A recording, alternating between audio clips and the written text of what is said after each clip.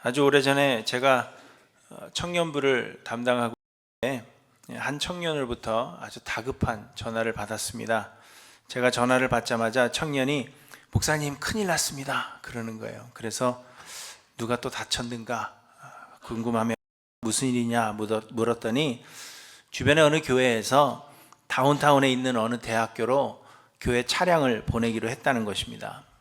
그래서 제가 그게 왜 큰일입니까? 그렇게 물었더니 시카고에 있는 대학생들이 우리 교회를 와야 되는데 다른 교회로 가게 생겼다는 것입니다.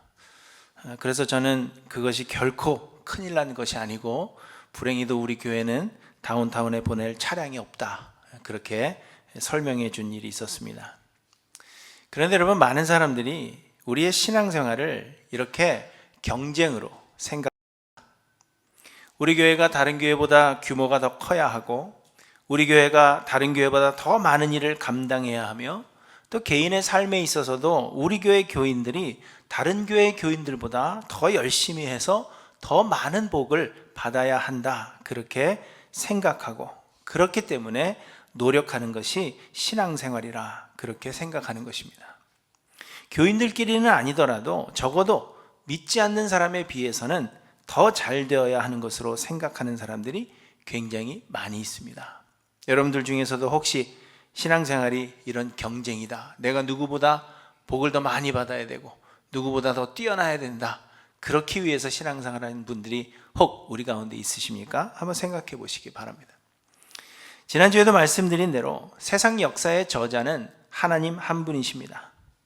하나님이 모든 환경과 상황을 조성하시는 것이고 우리는 하나님께서 조성하신 그 환경과 상황에서 우리의 자아를 버리고 하나님의 역사의 도구로 온전히 쓰임받아서 하나님의 뜻이 이루어지기를 매순간 소망하는 것입니다. 그러므로 신앙생활은 결코 서로의 경쟁이 아닌 것입니다. 하지만 대부분의 신앙인들이 일종의 경쟁의식을 가지고 있습니다. 고린도전서에도 보시면 고린도 교회에 바울파, 게바파, 아볼로파, 그리스도파 등등으로 나뉘어져 있었던 것을 말씀하십니다.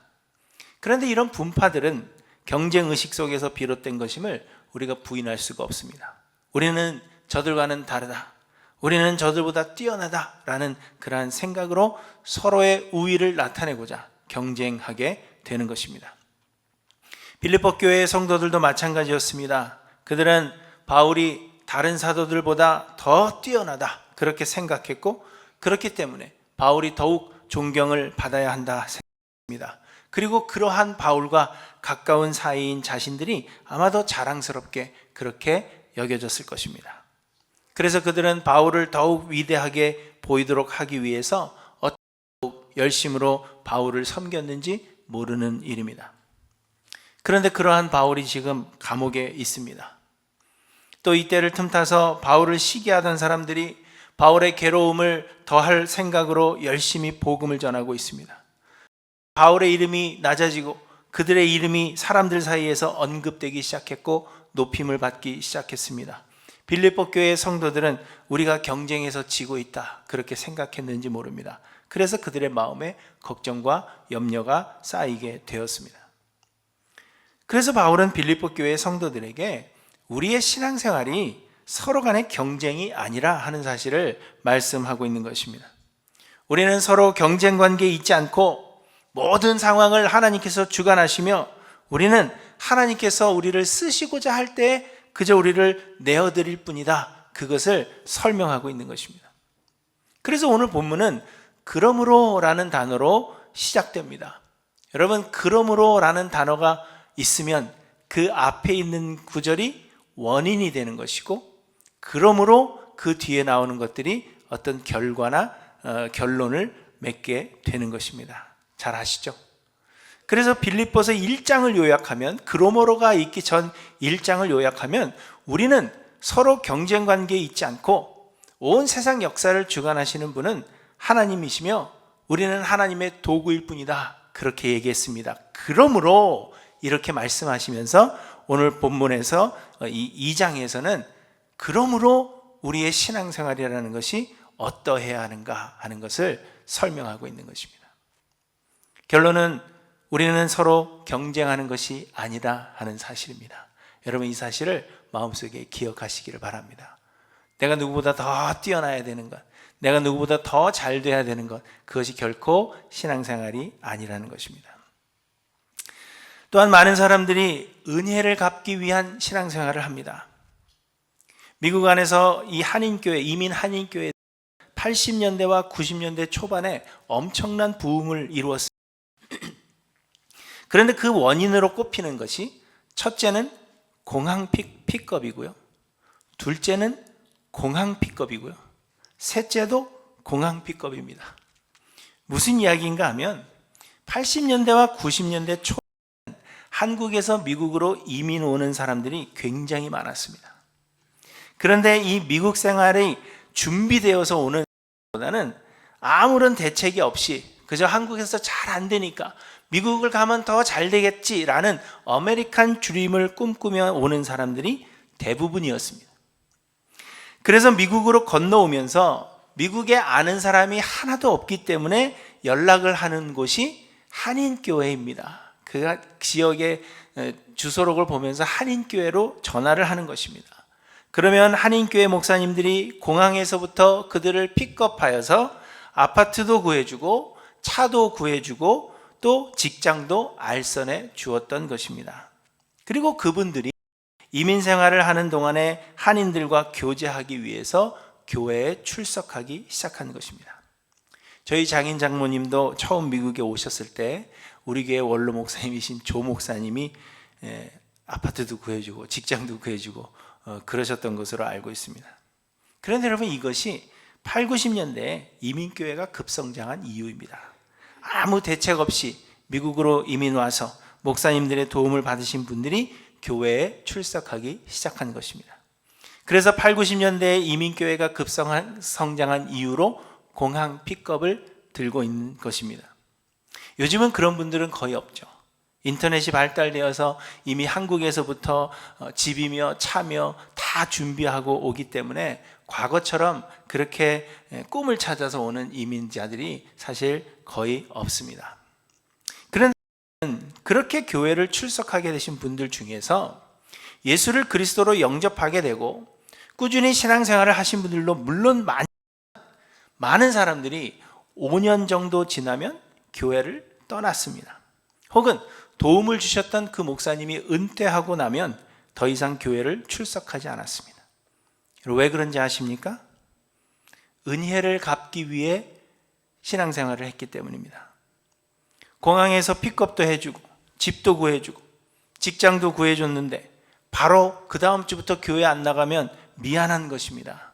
그래서 교회에 출석을 해줬는데 약 5년 정도 교회 출석하고 헌금하고 했으면 이제 다 갚은 것이 아닌가, 그렇게 생각하게 된 것입니다. 그런데 여러분, 우리 중에는 이렇게 신앙생활 하는 분들이 계십니다. 물론 내가 몇 년만 잘 섬기겠다 이렇게 기한을 정해놓고 신앙생활 한다는 것은 아니지만, 그럼에도 내가 하나님의 은혜에 보답하겠다는 생각으로 신앙생활 하시는 분들이 많이 계시다는 것입니다. 곧 의무감 때문에 신앙생활을 하는 것입니다. 그런데 여러분, 그렇게 신앙생활을 하면 몸도 마음도 쉽게 지치게 마련입니다. 신앙생활에 기쁨이 넘칠 수가 없고 상황이 되지 않는데도 불구하고 억지로 그 일들을 감당하게 되고, 그러다 보니 다른 사람들에게도 좋지 않은 영향을 끼치게 되는 것입니다. 그런데 여러분, 한번 생각해 보십시오. 사실 은혜라는 것은 갚을 수 없는 것입니다. 우리가 갚을 수 한다면 그것은 은혜를 받은 것이 아니라 꾸인 것과 마찬가지입니다. 여러분, 내가 정말 돈이 급해서 친구에게 얼마를 빌렸다고 생각해 보시기 바랍니다. 돈이 급할 때 여러분 어떤 마음이 드시겠습니까? 만약 생활고에 시달리던 사람이라면, 내 자녀를 먹일 만한 돈이 없어서 그 생활고에 시달리던 사람이라면 빌린 돈은 액수를 넘어서요 생명을 연장시켜 준 것과 같은 것입니다. 그러면 빌린 돈은 갚을 수 있겠지만 당시에 그 돈은 결코 갚을 수 없는 것입니다. 아무런 대책 없이 미국으로 어린 자녀들을 데리고 왔을 때는 앞이 막막했을 것입니다. 내가 이 땅에서 어떻게 살아갈 것인가? 무엇을 하며 살 것인가? 성공할 수 있을 것인가? 앞이 막막했겠죠. 그런 때에 공항에서 픽업해주고 집 구해주고 직장까지 구해준 목사님은 당시 구세주처럼 느껴졌을 것입니다. 그때 목사님이 쓴 시간과 돈은 환산하여서 갚을 수 있는 것인지는 몰라도 그 은혜는 사실 평생 갚을 수 없는 것입니다. 이와 마찬가지로 하나님께서 우리에게 베푸신 은혜는 그 무엇으로도 갚을 수가 없는 것입니다. 우리는 죄로 인하여 죽어야 할 운명이었으며 이 죽음이라는 것은 많은 사람들이 생각하는 것처럼 그냥 죽으면 끝나지, 그것이 아니라 꺼지지 않는 불 가운데에서 영원히 고통을 당하는 것과 같은 그러한 영원한 형벌을 받는 것입니다. 그런데 하나님께서 독생자 예수를 보내주셨고 우리를 대신하여 십자가에서 죽으심으로 우리의 죄값을 대신 치르셨습니다. 우리에게는 아무런 공로도 자격도 없지만 창세전부터 우리를 조건 없이 택하시고 계획하신 때에 성령을 보내주사 그리스도로 믿게 하셨습니다. 그리고 그 믿음을 우리의 의로 인정해 주시고 우리를 구원하셨으며 하늘나라 영원한 하나님 나라의 상속자를 삼아 주셨습니다. 아무것도 한 것 없는 우리에게 그저 죄로 가득한 우리들을 하나님의 자녀 삼아 주시고 하나님 나라의 상속자 삼아 주셨습니다. 여러분, 하나님께서 우리에게 베푸신 이 은혜는 그야말로 amazing grace, 놀라운 은혜가 아닐 수가 없습니다. 그런데 여러분, 하나님의 이 놀라운 은혜를 우리가 어떻게 갚을 수 있겠습니까? 이는 절대로 불가능한 일입니다. 그렇기 때문에 은혜 갚기 위한 신앙생활을 하는 것이 결코 아닙니다. 대신에 우리는 예수 그리스도의 마음을 품고 예수 그리스도를 우리가 닮아감으로 우리의 구원주 예수 그리스도가 우리의 삶을 통하여 영광 받으시도록 조금이라도 예수 그리스도의 이름이 드러나기를 소망하는 마음으로 사는 것이 바로 우리의 신앙생활이어야 한다는 것입니다. 그리고 우리는 평생에 이러한 삶을 하는 것입니다. 그래서 여러분, 오늘 보시면 바울이 이렇게 이야기합니다. 그러므로 그리스도 안에 무슨 권면이나 사랑에 무슨 위로나 성령의 교제나 긍휼이나 자비가 있거든. 그리고는 믿는 자들의 삶이 어떠해야 할지를 말씀하시는데 그 핵심은 5절에 있는 것입니다. 곧 너희 안에 이 마음을 품으라. 곧 그리스도 예수의 마음이니. 이렇게 말씀하십니다. 여러분, 이것을 의역하면 여러분이 그리스도에게서 어떤 권면이나 사랑의 무슨 위로를 받은 것이 있다고 생각하십니까? 성령 어떤 교제가 있었습니까?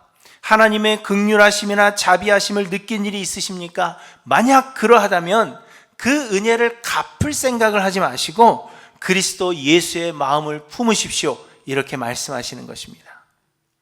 신앙생활은 누군가와의 경쟁이 아닙니다. 신앙생활은 갚는 것이 결코 아닙니다. 신앙생활은 하나님의 무한한 은혜를 받은 자들로서 그리스도 예수를 닮아서 그리스도가 우리를 통하여 영광 받으시도록 그리스도 예수의 마음을 품는 것입니다. 이것이 신앙생활입니다. 그러므로 성도 여러분, 여러분은 그리스도께 무슨 권면이나 사랑의 위로를 받으신 적이 있으십니까? 여러분은 성령 하나님의 만져주심을 여러분의 삶 가운데 경험하신 일이 있으십니까? 하나님이 우리를 용서하시는 그 긍휼하심과 우리를 사랑해 주시는 그 자비하심을 여러분의 삶에 한 번이라도 느끼신 적이 있으십니까? 있어요, 없어요? 예? 있죠? 하나님의 사랑을 느끼신 적이 있으시죠? 예수 그리스도의 그 권면과 위로를 받으신 적이 있으시죠?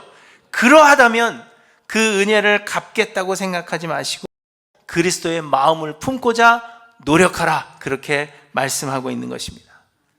그리하여 우리의 삶을 통하여 예수 그리스도의 은혜가 나타나고 예수 그리스도께서 우리의 삶을 통하여 영광 받으시는 그러한 삶이 되어야 한다는 것을 우리에게 말씀하고 있는 것입니다.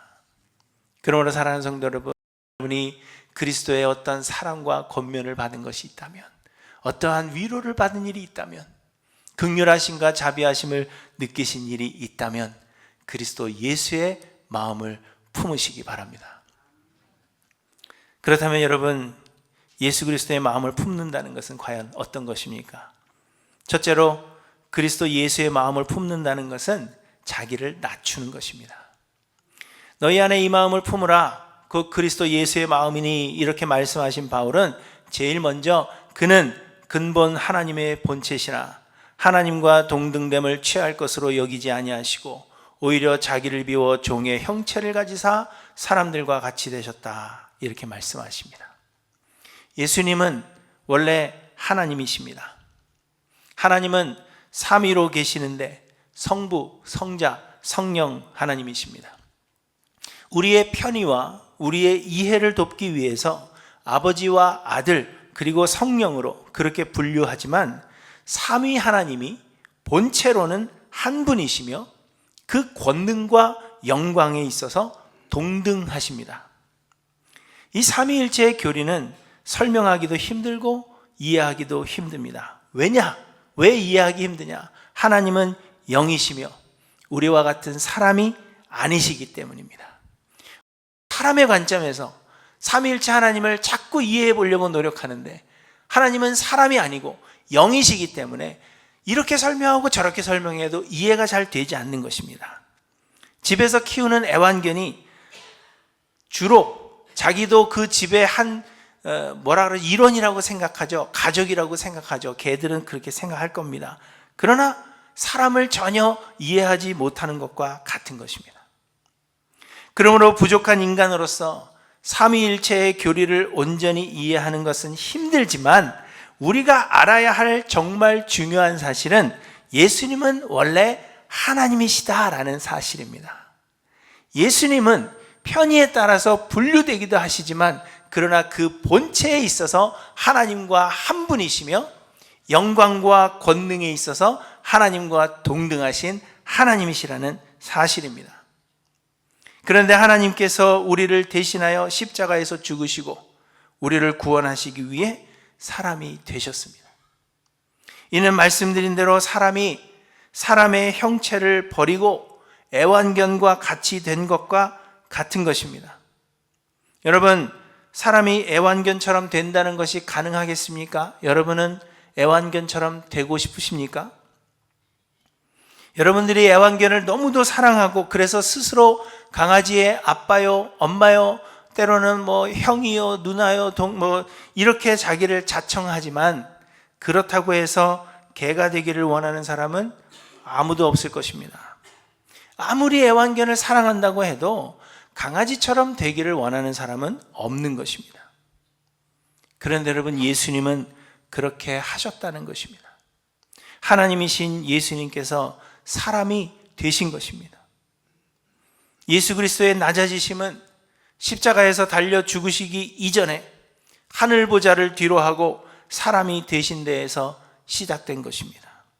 어린아이의 그 형체를 입으시고 사람의 뱃속에 10달을 머무르시는 그 시점부터 예수님은 지극히 낮아지신 것을 우리에게 보여주는 것입니다. 바울은 우리에게 예수 그리스도의 이 마음을 품으라 말씀하시는데 이는 하나님이신 예수님께서 사람이 되시고 그것도 가장 낮은 모습으로 종의 형체를 입으신 것 같이 그렇게 우리가 낮아지기를 원하신다는 것을 말씀하고 있는 것입니다. 그래서 3절에는 오직 겸손한 마음으로 각각 남을 낮게 여기라 이렇게 말씀하고 있는 것입니다.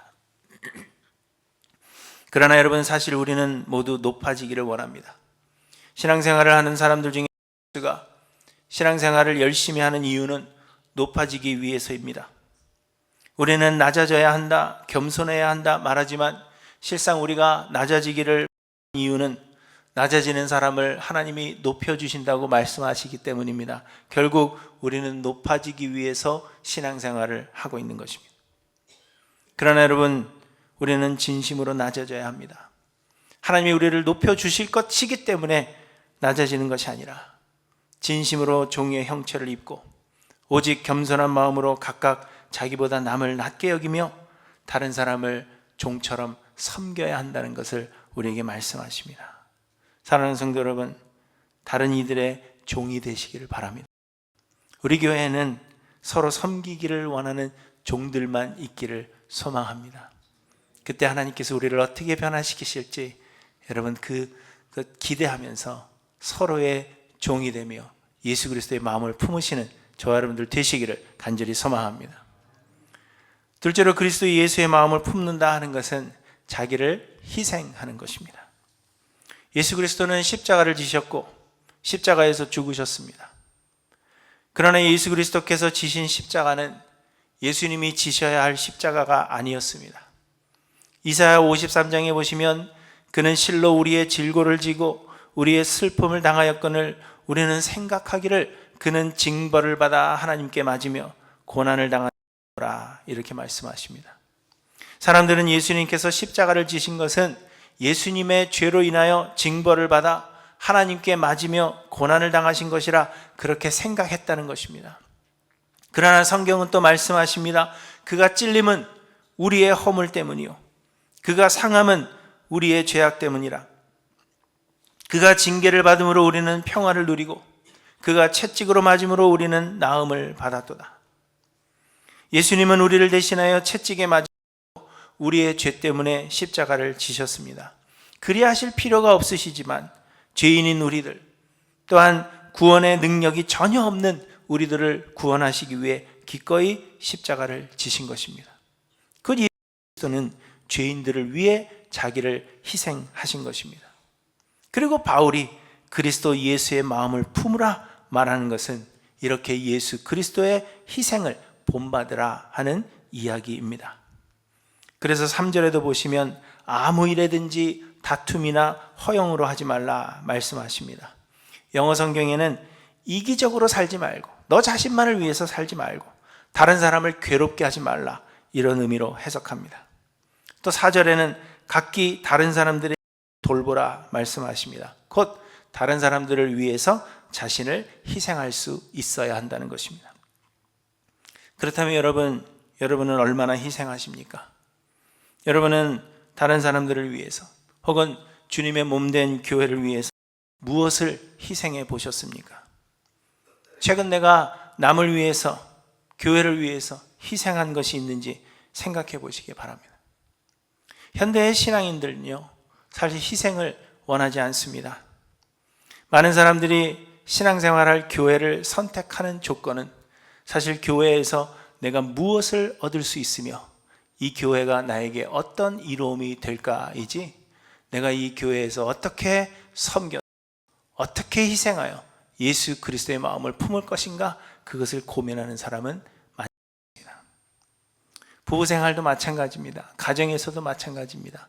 내가 이 사람과 결혼해서 어떤 이로움이 있을까를 생각한다면 그 결혼은 오래가지 못할 것입니다. 그런데 어떤 분이 그런 얘기를 했어요. 미안하다 얘기하라는 거예요. 와이프한테, 결혼할 사람한테. 그래서 왜 미안하다고 얘기해야 됩니까? 그랬더니 이유가 없어도 미안하다고 할 수 있어야 결혼할 수 있다. 뭐 그런 얘기를 했는데 어느 정도 동감이 됩니다. 내가 잘못한 건 아니지만 그럼에도 나를 희생할 수 있는, 내가 이 사람을 위해서 희생할 수 있는가? 그렇게 될 때 혼이라는 것이 좋다는 것입니다. 모든 관계가 마찬가지입니다. 그러나 여러분, 많은 사람들이 희생하기를 원하지 않습니다. 특별히 교회를 위해서는 희생하기를 원치 아니하죠. 여러분은 어떠하십니까? 여러분의 삶을 한번 돌아보시기를 바랍니다. 나는 교회를 위해서, 몸된 그리스도의 교회를 위해서 나는 무엇을 희생해 왔는가? 여러분 마음을 돌아보시고 그리스도 예수의 마음을 품으시기를 간절히 소망합니다. 셋째로 그리스도 예수의 마음을 품는다 하는 것은 하나님의 뜻만이 이루어지기를 소원하는 것입니다. 오늘 본문 8절에 보시면 예수님께서 하나님께 죽기까지 복종하셨다 말씀하십니다. 곧 예수 그리스도가 십자가에서 죽으신 것은 하나님의 뜻이었고 하나님의 뜻에 예수 그리스도는 복종하셨다는 것입니다. 말씀드린 대로 예수 그리스도의 십자가는 예수님이 지셔야 할 십자가가 결코 아니었습니다. 예수님은 죄인들을 구원하시기 위해 지지 않으셔도 되는 십자가를 지신 것입니다. 그런데 또한 예수님은 십자가 지기를 원하지 않으셨던 것으로 보여집니다. 이는 죄인들 하기를 원하지 않으셨다 하는 의미가 아니라 십자가를 지심으로 인하여 하나님과 단절되는 그 순간, 하나님께 버림받았다라고 느끼는 그 순간을 피하기를 원하셨던 것으로 보여집니다. 그래서 예수님은 십자가를 지시기 전 겟세마네에서 기도하실 때 내 아버지여 할만하시거든 이 잔을 내게서 지나가게 하옵소서 이렇게 기도하셨습니다. 그리고 십자가에서 운명하시기 전에 나의 하나님 어찌하여 나를 버리셨나이까 이렇게 기도하셨습니다. 예수님은 결코 십자가를 지기를 원치 않으셨습니다. 그렇지만 예수님은 또 기꺼이 십자가를 지셨습니다. 왜냐하면 예수님이 십자가를 지시는 것이 하나님의 뜻이었고 예수님은 자기의 뜻보다 아버지의 뜻이 이루어지기를 원하셨기 때문입니다. 그래서 예수님은 나의 원대로 마옵시고 내 아버지의 원대로 하옵소서 이렇게 기도하신 후에 십자가를 지셨습니다. 여러분, 이처럼 예수님은 언제나 자신의 뜻이 아닌 아버지 하나님의 뜻이 이루어지기를 소원하셨습니다. 그래서 제자들에게 기도를 가르치실 때에도 뜻이 하늘에서 이룬 것 같이 땅에서도 이루어지기를 원한다.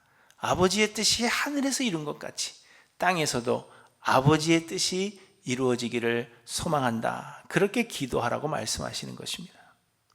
아버지 하나님의 뜻이 이루어지기를 원하는 마음, 이것이 곧 그리스도 예수의 마음이고 바울은 우리에게도 이 마음을 품으라 그렇게 말씀하시는 것입니다. 그러나 여러분은 누구의 뜻이 이루어지기를 소원합니까? 우리는 사실 하나님의 뜻이 무엇인지에 대해서는 그리 관심이 없습니다. 우리는 오직 우리의 소원과 우리의 뜻이 이루어지기를 원할 뿐입니다. 내가 처한 상황과 환경에 하나님의 뜻이 과연 무엇일까? 그것을 고민하지 않기 때문에 우리의 기도 제목은 항상 우리가 잘 되기를 바라는 것뿐입니다. 그렇지 않습니까, 여러분? 여러분의 기도의 제목은 무엇입니까? 한번 돌아보시기를 바랍니다. 그리고 예수 그리스도의 마음을 품으셔서 나의 뜻이 아닌 하나님의 뜻이 이루어지기를 소망하시는 저와 여러분들 되시기를 간절히 소망합니다. 우리의 신앙생활은 결코 경쟁이 아닙니다. 내가 누구보다 더 잘 돼야 되는 것 결코 아닙니다. 또한 우리의 신앙생활은 은혜 갚고자 하는 것이 결코 아닙니다. 우리의 신앙생활은 예수 그리스도를 닮고자 하는 것이요, 예수를 닮은 우리의 삶의 모습을 통하여 그리스도가 영광을 받으시게 하려는 것입니다. 그래서 우리는 그리스도 예수의 마음을 품어야 합니다. 그리스도께서 자신을 낮추신 것과 같이 자신을 겸손히 낮추어 종의 형체를 입으시기 바랍니다. 그리스도의 몸된 교회에 자기를 희생할 줄 알고 하나님의 뜻만이 이루어지기를 소망하며 하나님께 순종하시는 저와 여러분들 되시기를 간절히 소망합니다. 그런데 여러분, 이는 우리의 힘으로 할 수 없습니다. 그리스도 예수의 마음을 가장 잘 아시는 성령 하나님, 그리스도 예수께서 보내주시겠다고 약속하신 그 성령이 내 안에 거하실 때 우리는 그리스도 예수의 마음을 품게 되는 것입니다. 그러므로 여러분은 그리스도 예수의 마음을 품으셨습니까? 돌아보십시오. 내 안에는 누구의 마음이 있습니까? 어떤 가수가 노래한 것처럼 내 안에 내가 너무 많아 그리스도의 머물 그 자리가 없는 것은 아닌지, 내 안에는 정말 그리스도의 마음을 품고 있는지 돌아보시기를 바랍니다.